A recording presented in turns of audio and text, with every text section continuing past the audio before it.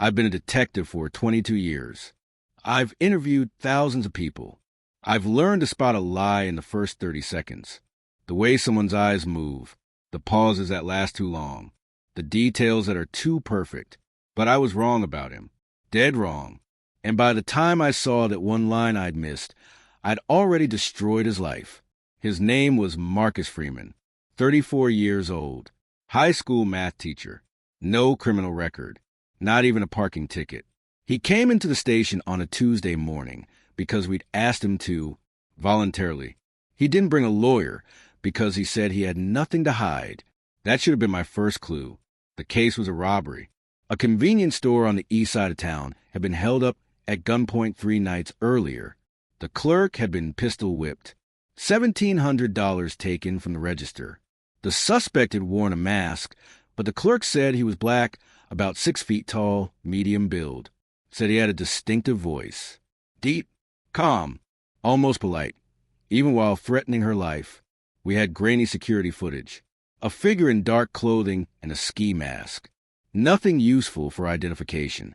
But we had something else. A witness. A customer who'd been in the parking lot when the suspect left. He'd seen the guy pull off his mask as he got into a car. Dark sedan.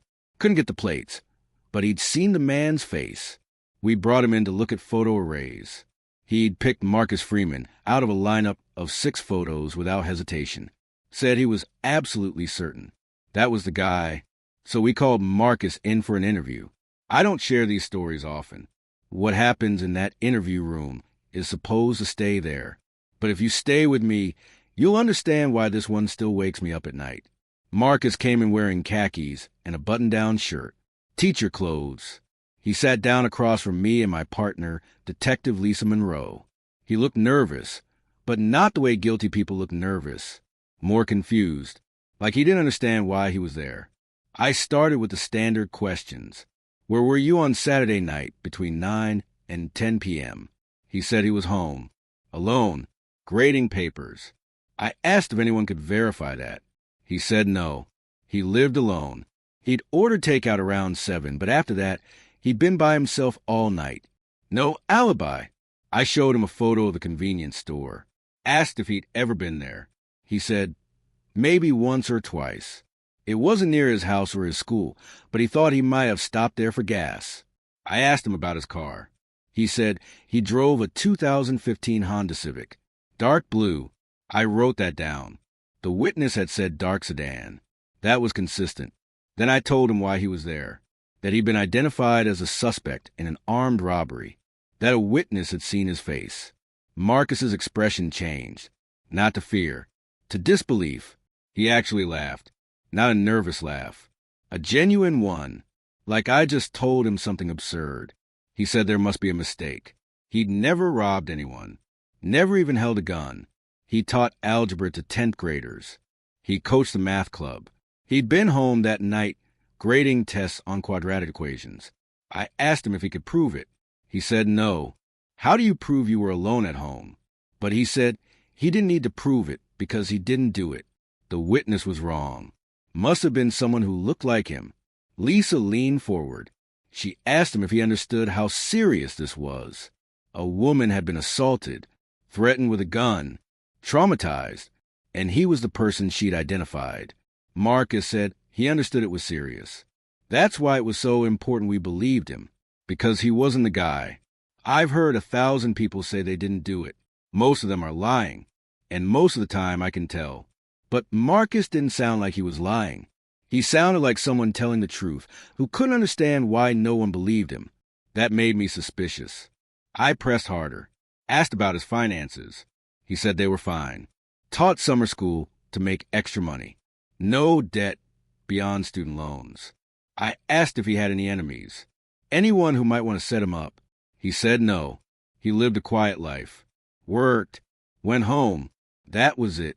I asked about the $1,700. What he would do with that kind of money if he had it. He said probably put it toward his student loans. Maybe take a weekend trip. But he didn't have it because he hadn't taken it. Lisa asked if he'd be willing to participate in a lineup. Let the witness see him in person. Marcus hesitated. Then he said yes. because the witness would see he had the wrong person. We scheduled the lineup for the next day. Marcus left, walked out of the station still looking confused, still insisting he'd done nothing wrong. After he left, Lisa and I sat in the interview room going over our notes. She said something felt off about him. Too calm, too cooperative, like he was playing a role. I said maybe he was just innocent. She looked at me like I'd said something naive. She said innocent people panic. They get angry. They demand lawyers. Marcus had been too composed, too reasonable. I thought about that. She had a point. But something bothered me about the whole thing. The next day, we held the lineup. 6 men, all roughly the same height and build, all black. Marcus stood in position number 4. The witness, a guy named Carl Patterson, came in with our victim advocate. We explained the procedure, that he should take his time, that the person he saw might or might not be in the lineup. Carl looked at all 6 men carefully. Took about 2 minutes. Then he pointed at position 4, Marcus Freeman. He said that was definitely the guy. He remembered the face. Absolutely certain. We arrested Marcus that afternoon. Charged him with armed robbery and assault. His bail was set at $50,000. He couldn't afford it. He'd have to wait in jail for his trial. I watched them process him. Fingerprints. Mugshot. Orange jumpsuit. He still looked confused. He kept saying we had the wrong person, that he'd never been to that store that night, that the witness was mistaken. But we had an eyewitness identification.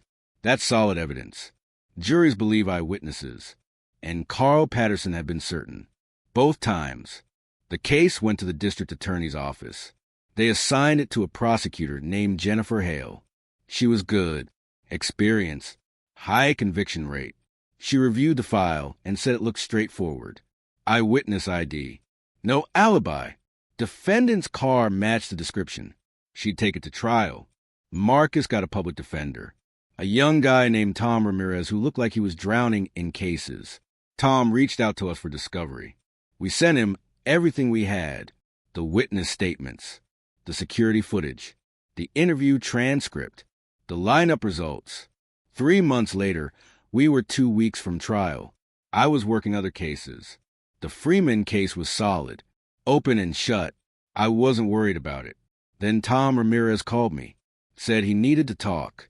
He came to the station, and we sat down in the same interview room where I'd interviewed Marcus. Tom said he'd been going through the case file again. Something had been bothering him. He asked me to look at the witness statement from Carl Patterson, the one he'd given the night of the robbery. I pulled it up. Read through it. Carl had said he was in the parking lot, saw a man in a mask run out of the store and get into a dark sedan. The man pulled off his mask before driving away.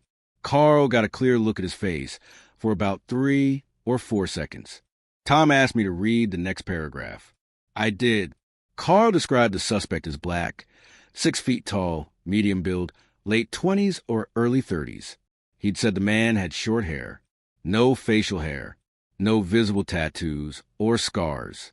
Tom asked me if I saw it. I read it again. I didn't see what he was talking about. He pointed to one line, a single sentence in the middle of the paragraph. Carl had said, the suspect had short hair and was wearing glasses. I stared at that line. I'd read this statement a dozen times. I'd never really registered it. Tom asked me if Marcus Freeman wore glasses. I thought back to the interview, to the lineup, to the arrest. Marcus hadn't been wearing glasses any of those times. I said no, he didn't wear glasses.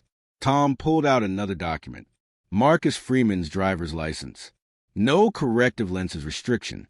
Then he pulled out a letter from an optometrist. Marcus had never been prescribed glasses, had perfect vision, 20/20 in both eyes. Tom said the suspect Carl Patterson saw was wearing glasses. Marcus Freeman didn't wear glasses, had never worn glasses. I sat there holding those papers, feeling something cold spread through my chest. Tom said there was more. He'd gone back and looked at the photo array where Carl had first identified Marcus. 6 photos. Tom had tracked down all 6 men, asked them about their vision.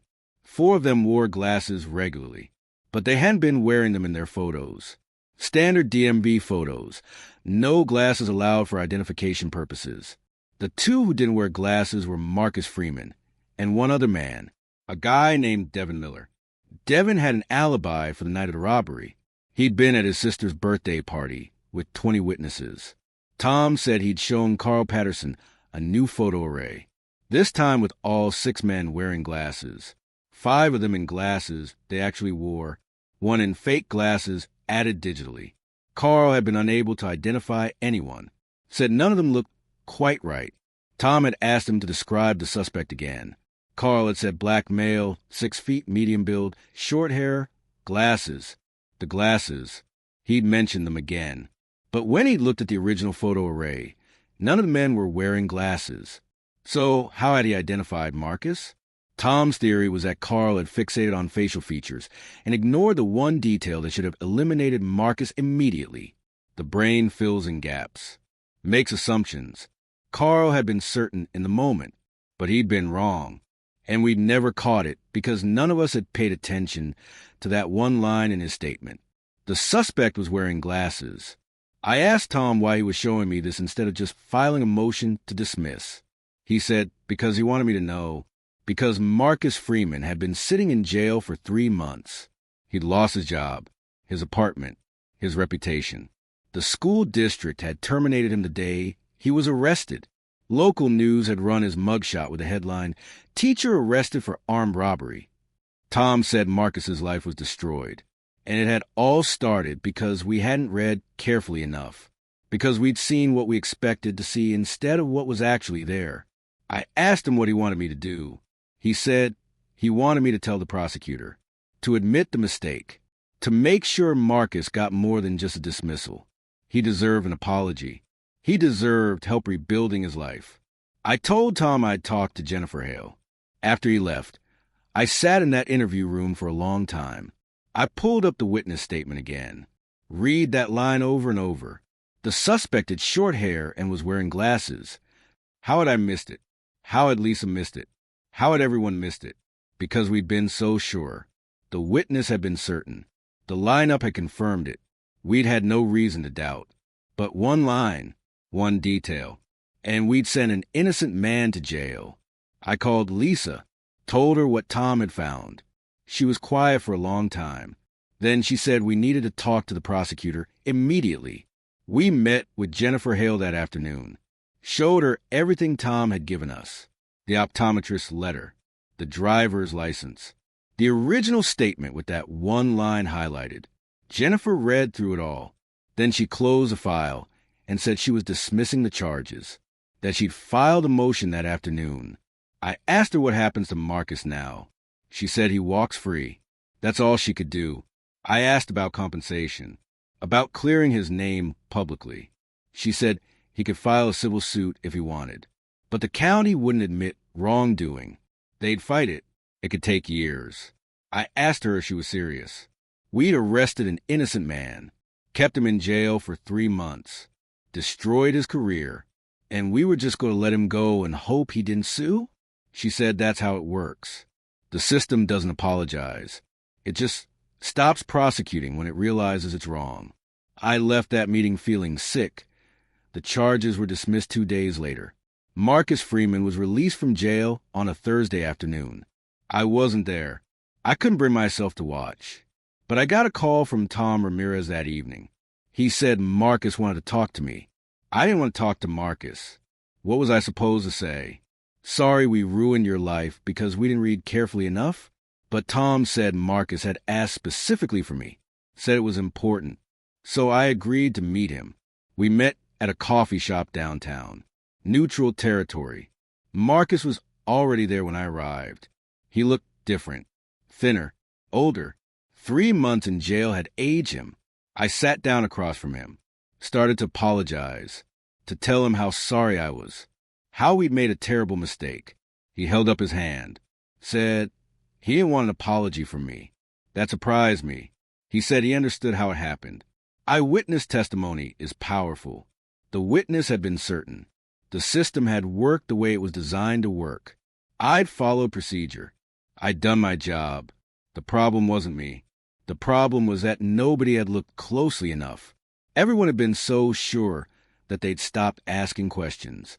He said he'd spent 3 months in a cell thinking about that, about how easy it is to be certain you're right, about how dangerous that certainty can be. He said he wasn't angry at me.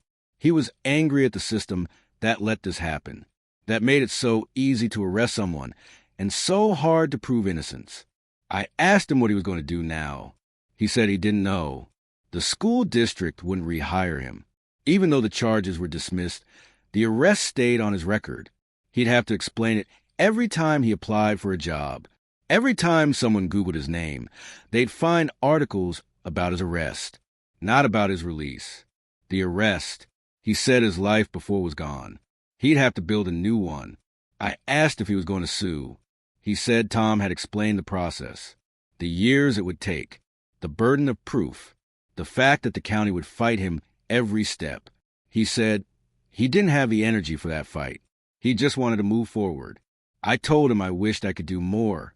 He said there was something I could do. He asked me to remember this, to remember how easy it was to miss that one line, to remember that certainty isn't the same as truth. He said maybe next time I'd look a little closer, ask a few more questions, consider the possibility that the person sitting across from me might actually be innocent. Then he thanked me for meeting him and walked out. I sat there in that coffee shop for over an hour, thinking about that one line. The suspect was wearing glasses, thinking about how I'd read it a dozen times and never really seen it, thinking about Marcus Freeman sitting in a jail cell for 3 months because I'd been too certain to doubt. When I got back to the station, I pulled every case file I'd worked in the past 5 years, started reading through witness statements, reports, interview transcripts, looking for the lines I'd missed, the details I'd glossed over because they didn't fit the narrative I'd already constructed. I found 3 cases where I'd done the same thing, not as egregious as the Freeman case, but close, small inconsistencies I'd dismissed, details that didn't quite match. Questions I hadn't asked because I'd already decided I knew the answer. In one case, the defendant had already pleaded guilty, taken a deal. He was serving 2 years for a burglary I was no longer sure he'd committed. I brought it to Lisa. She said I was overthinking it, that we did good work, that mistakes happen, but we got it right most of the time. I asked her what most of the time meant to the people we got wrong. She didn't have an answer for that. I started working differently after that, slower, more methodically. I read every statement 3 times. I followed up on inconsistencies, even when they seemed minor. I asked more questions, stayed in doubt longer. Some of my colleagues noticed. They said I was being too cautious, that I was letting cases go cold because I was overthinking them. My clearance rate dropped. My lieutenant called me in, asked if everything was okay, if I needed some time off. I said I was fine, just being thorough. He said thoroughness was good, but we had quotas. We had a community expecting results. I couldn't let every case drag on indefinitely just because I was second-guessing myself. I told him I wasn't second-guessing. I was just making sure. He said that was the same thing. Maybe it was. 6 months after Marcus Freeman's release, I was assigned a new case, another robbery, another eyewitness, another suspect who insisted he was innocent. And I sat in that interview room looking at this young man who swore he'd been home alone that night, who had no alibi, who matched the description, and I thought about Marcus Freeman. I thought about that one line I'd missed, and I started asking different questions. The suspect's name was James Crawford, 29 years old, worked as a delivery driver. He'd been identified by a witness who said he'd robbed a pharmacy at knife point, taken prescription medications and cash. The witness was a pharmacist. She got a good look at him, said she was certain. James sat across from me with his hands folded on the table. He looked scared, not the calculated fear of someone who knows they're caught, the raw fear of someone who doesn't understand what's happening to them. He said he'd been making deliveries that night, said he had receipts, timestamps, GPS data from his delivery app. He pulled out his phone and started showing me. Before Marcus Freeman, I would have looked for holes in his story, ways his GPS could have been faked, gaps in the timeline where he could have committed the robbery. Instead, I wrote down every delivery, every address, every timestamp. Then I asked him about the pharmacy. Had he ever been there? He said yes. He'd delivered there twice in the past month. Medical supplies for the store. He'd met the pharmacist both times. That stopped me. The victim knew him, had seen him before. That changed everything about the identification. I asked if the pharmacist would have recognized him even with a mask on. James said probably. He'd chatted with her. Friendly conversations. She commented on his delivery company's shirt, asked him how long he'd worked there. I went back to the pharmacist, a woman named Rachel Torres. I asked her to describe the robbery again. She said a man in a mask had come in at closing time. He'd threatened her with a knife, demanded oxycodone, and whatever cash was in the register. She'd given him both. He'd run out. I asked her how she'd identified James Crawford. She said she'd recognized his voice, his build, and when police showed her a photo array, she'd recognized his face. I asked if she'd ever seen James Crawford before the robbery. She paused, then said yes. He'd delivered to the pharmacy a few times. Nice guy, always polite. I asked if that's why she'd recognized him in the photo array. She said no. She'd recognize him because he was the robber, but her hesitation told me something different. She'd seen James's face before the robbery. Her brain had stored that image, and when she looked at the photo array, she'd recognized someone familiar, someone she'd seen in her store. But had she seen him during the robbery? Or was her brain confusing two separate memories? I asked her if the robber had said anything distinctive, any phrases, any accent. She said he'd told her to hurry up, to give him the drugs. Nothing unusual. She'd said she recognized his voice. But when I pressed her on what exactly she recognized, she couldn't articulate it. I pulled the security footage from the pharmacy. The image quality was poor. The suspect was wearing a mask, a hoodie, gloves. You couldn't see his face or skin. Couldn't identify race or age with certainty. The only clear things were height and build. Maybe 5'10", average build. James Crawford was 5'10", average build. So we're about 40% of adult males in the city. I went back to James's delivery records, cross-referenced them with the time of the robbery, 8:45 p.m. James had made a delivery at 8:23 p.m. to an address 6 miles from the pharmacy. His next delivery was logged at 9:07 p.m. for miles in the opposite direction. Could he have made it to the pharmacy, committed the robbery, and gotten to his next delivery in that time frame? I drove the routes myself, timed them. With traffic at that time of night, it was possible. Tight, but possible. But here's what bothered me. If James was going to rob a pharmacy, why would he do it in the middle of his delivery shift? Why would he rob a place where the victim knew his face, where he'd been recorded on security cameras during legitimate deliveries? It didn't make sense, unless he was desperate, or stupid, or so confident he wouldn't be caught that he didn't care. But James didn't seem desperate or stupid or overconfident. He seemed like a guy who worked long hours driving around the city, trying to make rent. I asked him if he'd be willing to participate in a lineup. He said yes. Same answer Marcus Freeman had given. But this time, I was going to do something different. I set up the lineup. 6 men, all around 5'10", all average build. James stood in position 3. But before I brought Rachel Torres in, I did something I'd never done before. I asked her to describe the suspect again. Every detail she remembered, not just height and build, everything. She said he was wearing a black hoodie, dark jeans, white sneakers, black mask covering most of his face. She couldn't see his hair, couldn't see his skin except around his eyes. I asked about his eyes. She said they were dark, brown, maybe? She wasn't sure.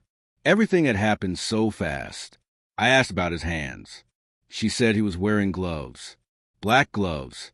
I asked if she remembered anything else, anything distinctive, a scar, a tattoo, a birthmark, the way he moved, the way he stood. She thought about it. Then she said he'd had something on his neck, just visible above the collar of his hoodie.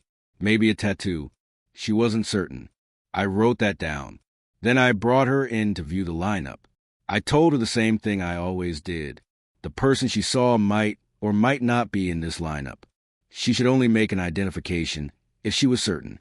She looked at all 6 men. Took her time, maybe 3 minutes. Then she pointed to position 3. James Crawford. She said she was certain. I asked her what made her certain. She said she recognized him. His face. His build. She just knew. I thanked her and she left. Then I checked James Crawford's neck. No tattoo. No birthmark. Nothing. I called Rachel back. Asked her about the marking she'd seen on the suspect's neck. She said she'd said maybe. She wasn't sure. It had been dark. Everything happened fast. I asked her if she'd seen a marking on James Crawford's neck when she made deliveries. She said she didn't remember. She barely remembered the deliveries at all. But she remembered him. That was the problem. She remembered seeing James Crawford before. And when she'd been asked to identify the robber, her brain had pulled up the most familiar face. Not necessarily the right face, just the familiar one. I spent the next week tracking down every delivery James had made that night, talked to every customer, got statements, got times, built a timeline that accounted for every minute of his shift. The robbery happened at 8:45 p.m. James had a delivery confirmation at 8:23 p.m. and another at 9:07 p.m. I found a customer from the 9:07 delivery, an elderly woman who said James had arrived exactly on time. They'd chatted for a few minutes about her medication. She remembered because he'd been so kind, had helped her open the package. She said he'd seemed normal, not rushed, not anxious, not like someone who'd just committed a robbery 20 minutes earlier. I checked traffic cameras along the route from the 8:23 delivery to the pharmacy to the 9:07 delivery. Found James's vehicle at 8:31 p.m. Heading away from the pharmacy. He was going the wrong direction. I found his vehicle again at 8:52 p.m., heading toward his 9:07 delivery, never anywhere near the pharmacy. James Crawford hadn't robbed that pharmacy. Rachel Torres had identified him because he was familiar, because her brain had done what brains do, made a connection that felt certain but was wrong. I brought my findings to Lisa. She looked at the traffic camera footage, the timeline, the witness statement about the neck marking that James didn't have. She said we should cut James loose. I said we should do more than that. We should find out who actually robbed the pharmacy. I went back to the security footage, watched it frame by frame. The suspect had white sneakers. Fairly new, a specific style. I could just make out the logo in one frame.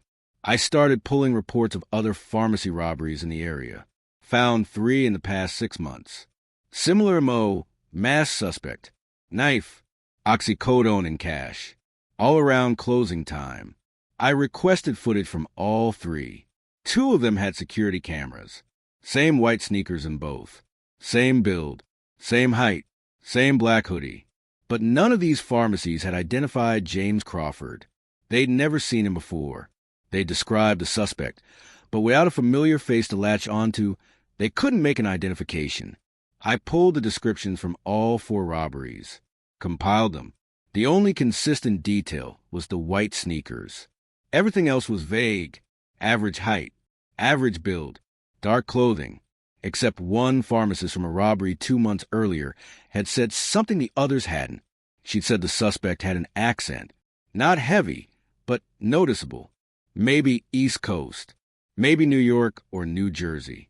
James Crawford had lived in our city his whole life. No accent.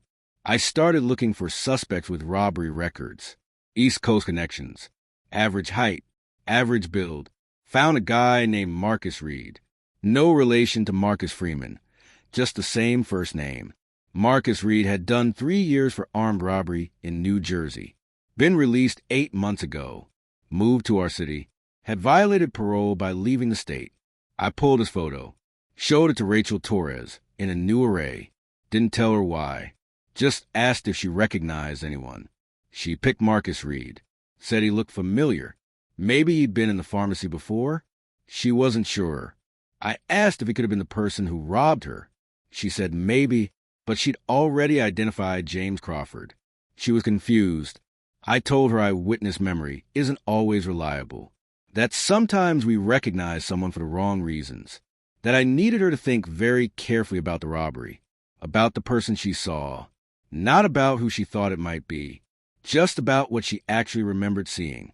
She closed her eyes, thought about it.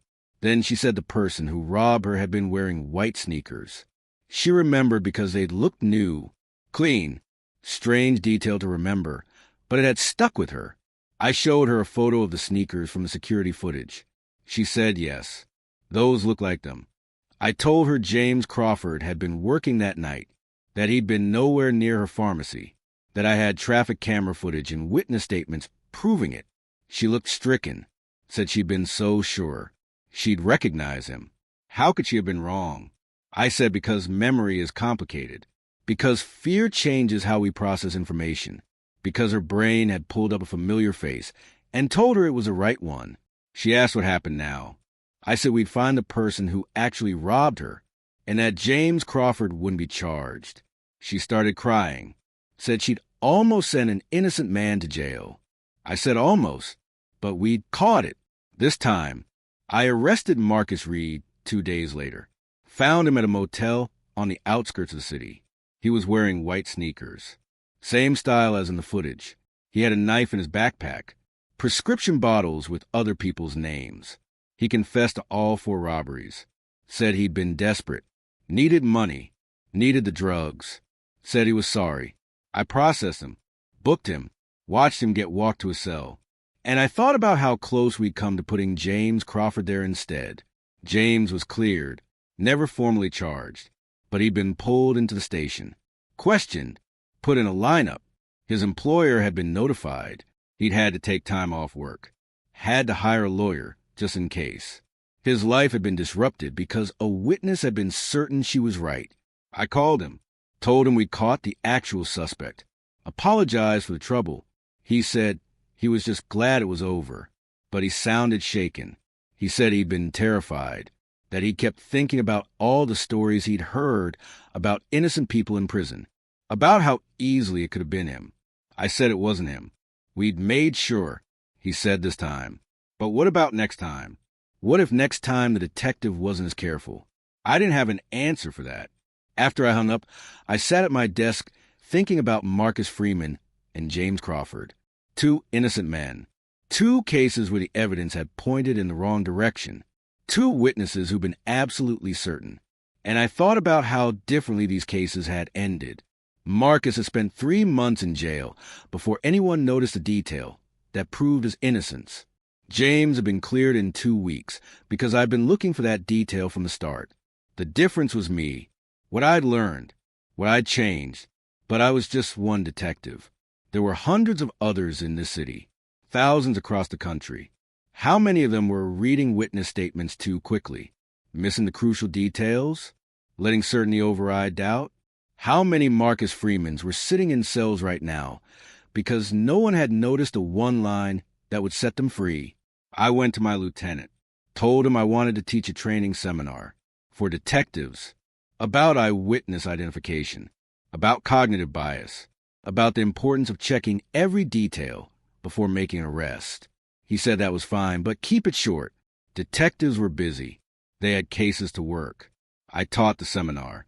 20 detectives showed up. I told them about Marcus Freeman, about the one line in the witness statement, about the glasses I'd missed. I told them about James Crawford, about the traffic cameras and the timeline, and the neck tattoo that didn't exist. I told them that witnesses can be wrong even when they're certain, that our job isn't to confirm what witnesses tell us. It's to find the truth. Some of them listened. I could see it in their faces, the recognition, the understanding. Others looked skeptical. One detective raised his hand and said eyewitness testimony is reliable, that study after study shows people can accurately identify faces they've seen. I said those studies also show that stress, poor lighting, cross-racial identification, and weapon focus all dramatically reduce accuracy, that confidence and accuracy aren't correlated, that a witness can be completely certain and completely wrong. He said if we second-guessed every witness, we'd never solve cases. I said if we don't second-guess witnesses, we'll keep arresting innocent people. He didn't look convinced. After the seminar, Lisa pulled me aside. She said I was making good points, but I needed to be careful, that I was getting a reputation, that people were starting to say I'd lost my edge, that I was more worried about being wrong than about catching criminals. I asked her if that was what she thought. She said no. She said she understood why I'd changed, but she worried I was letting the Freeman case consume me, that I was trying to atone for one mistake by becoming paralyzed in every other case. I told her I wasn't paralyzed. I was just being thorough. She said there's a difference between thorough and obsessive. Maybe she was right. Maybe I had become obsessive. But every time I started to doubt myself, I thought about Marcus Freeman sitting in that coffee shop, telling me he wasn't angry, asking me to remember, to look a little closer next time, to consider that the person across from me might be innocent. 6 months after the Crawford case, I got called into the lieutenant's office. He said he was reassigning me, moving me to cold cases, said my skills would be valuable there. Old cases that needed fresh eyes. Careful review. It was a demotion. We both knew it. Cold cases was where they put detectives who couldn't keep up, who'd lost their instinct, who were no longer effective in the field. I asked if this was because of my clearance rate. He said it was because of my approach, that I was thorough, maybe too thorough, that cold cases needed someone who wouldn't rush, who'd examine every detail. He said it like it was a compliment, but his face said something else. I took the assignment. What choice did I have? Lisa came by my desk after I'd started packing. She said she was sorry, that it wasn't fair, that I was a good detective. I said I was a slow detective, and in this department, slow meant ineffective. She said she'd miss working with me. I said I'd miss working with her too. On my last day in major crimes, I cleaned out my desk, found the files I'd pulled months earlier, the ones where I'd gone back and found details I'd missed, inconsistencies I'd glossed over. I'd never done anything with them, never reopened the cases, never brought them to anyone's attention. Because what was the point? Those defendants had already been convicted, already served time, already had their lives marked by criminal records. Going back now wouldn't undo what had happened to them. It would just prove that I'd been wrong. Again, I put the files in a box, took them with me to cold cases. My new office was in the basement, literally. A windowless room with file cabinets lining the walls, boxes stacked floor to ceiling. Decades of unsolved murders, missing persons, assaults. The cases everyone else had given up on. My new partner was a detective named Frank Morrison. He'd been in cold cases for 8 years. He was 2 years from retirement. He told me the job was simple. Pick a case. Review it. See if new technology or fresh eyes can crack it. Don't expect much. Most of these cases stay cold. He said it wasn't glamorous, wasn't exciting, but it was honest work. And sometimes, once in a while, you got to give a family answers they've been waiting years for. I asked him if he liked it down here. He said it was quiet, gave him time to think. Nobody rushing him, nobody demanding results. He said most detectives saw cold cases as a punishment, a place to park failures. But he saw it differently. He said these were the cases that deserved the most attention, the victims who'd been waiting the longest, the families who'd never gotten justice. He said if I was willing to work slowly, willing to examine every detail, willing to admit when previous detectives had missed something, I'd do well here. I asked him how he'd ended up in cold cases. He said he'd made a mistake. 15 years ago, arrested the wrong person in a murder case. The real killer had murdered 2 more people while the wrong guy sat in jail. By the time they figured out, it was too late. 3 people dead who didn't have to die. He said he'd never forgiven himself. So he came down here, to the basement, to try to make up for it. I understood that. I spent the next year reviewing cold cases, going through files line by line, looking for the details previous detectives had missed, the witnesses who'd never been interviewed, the evidence that had been overlooked. I found 3 cases where new DNA technology cleared the convicted person. 3 people who'd spent years in prison for crimes they didn't commit. I found 2 cases where witness statements contradicted each other in ways no one had noticed, led to new suspects. New arrests. I found a dozen cases where there simply wasn't enough evidence to ever solve, where the truth had been lost to time. And I found one case that changed everything. It was a murder from 8 years earlier. A young man named Andre Phillips had been shot and killed outside a nightclub. The shooter had fled. No weapon recovered. But there'd been witnesses. 3 of them. All 3 had identified a man named Terrell Washington. He'd been at the club that night. He'd had a confrontation with Andre earlier in the evening. When the shooting happened, witnesses said it was Terrell. They were sure. Terrell had maintained his innocence, said he'd been in the bathroom when the shooting happened, but no one could corroborate that. And 3 witnesses said it was him. He'd been convicted, sentenced to 25 years. He was 8 years into his sentence now. I pulled the case file, started reading. The witness statements were consistent. All 3 described Terrell, said they saw him pull a gun, saw him shoot Andre, saw him run. But something bothered me. All 3 witnesses knew both Terrell and Andre. They'd all been at the club together. They were part of the same social circle. And all 3 had given statements within an hour of each other. Same night, same police station, same interview room. I called a detective who'd worked the case. He was retired now, living in Florida. I asked him about the investigation. He said it was straightforward. 3 eyewitnesses, all consistent. Terrell had motive and opportunity, open and shut. I asked him if the witnesses had talked to each other before giving statements. He said probably. They'd all been brought in together. Waiting area before interviews. I asked if he considered that they might have influenced each other's memories. He said 3 independent witnesses, all saying the same thing. That's solid evidence.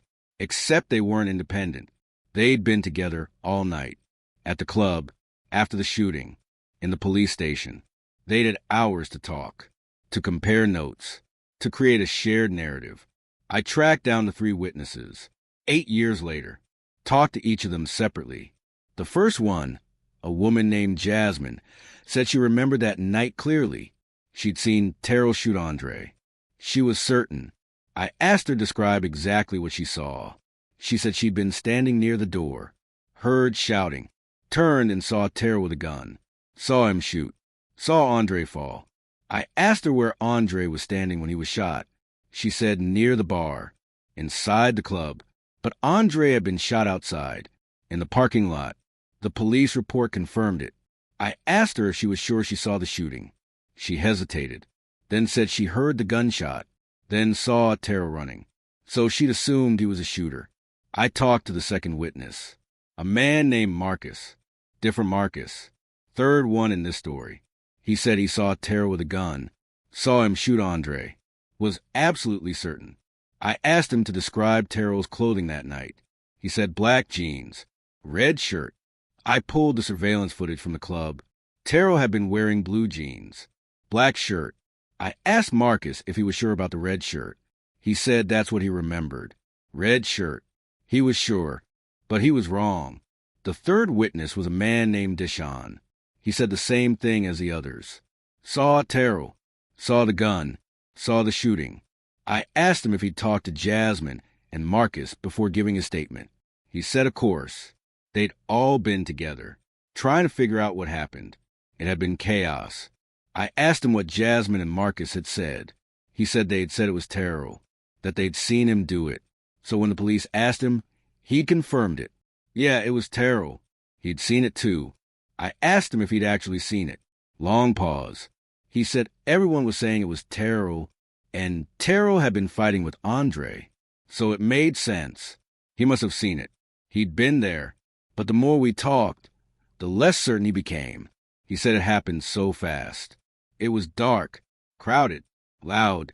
He'd heard a gunshot, seen people running. Then later, everyone was saying Terrell did it. So that became his memory. I went back through the case file with this new information.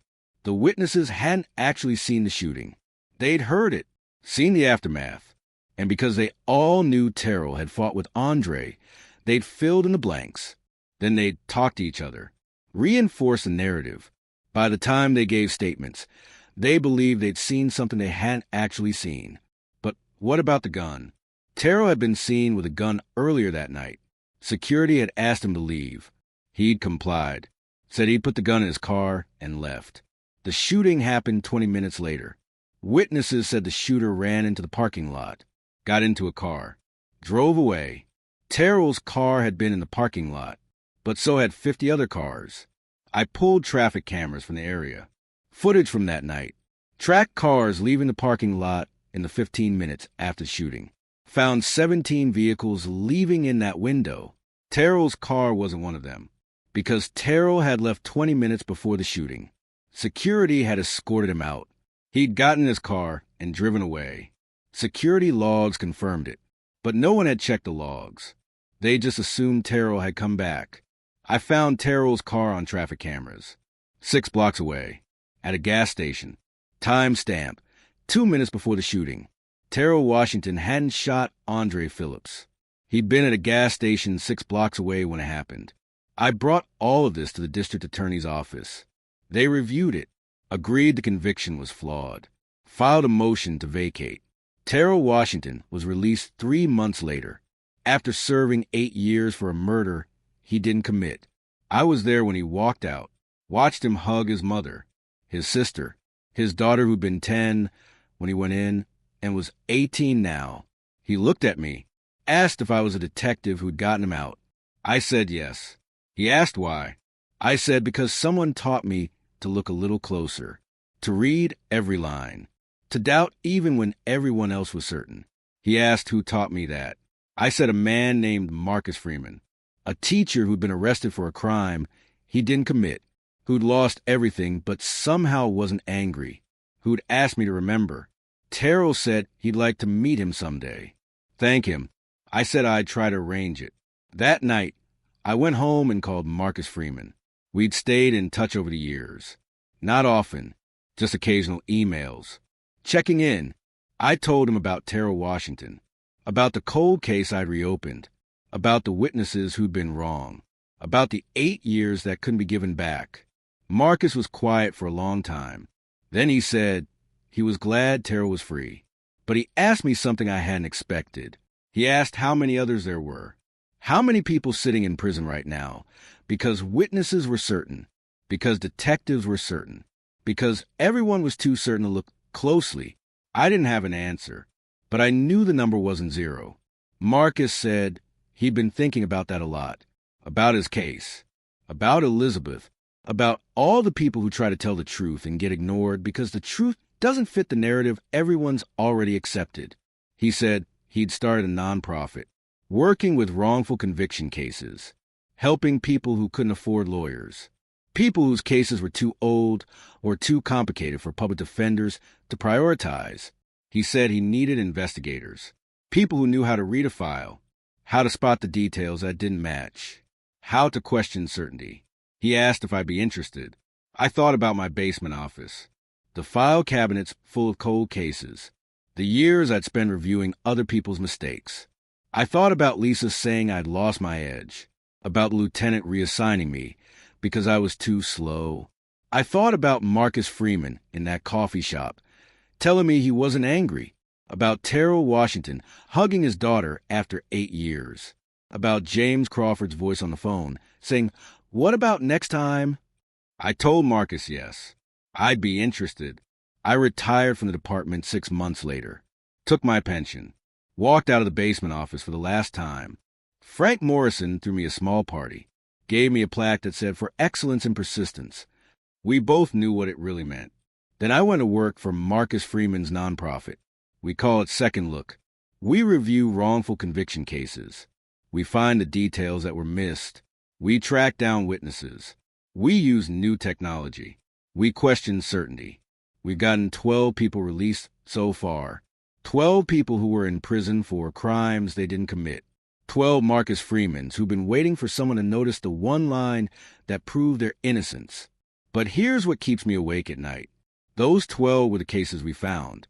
The ones where someone petitioned us, where families had the resources to reach out, where records still existed. How many others are there? How many cases where no one's looking, where the files are lost or destroyed, where witnesses are dead or disappeared, where time has made the truth impossible to find. I don't know.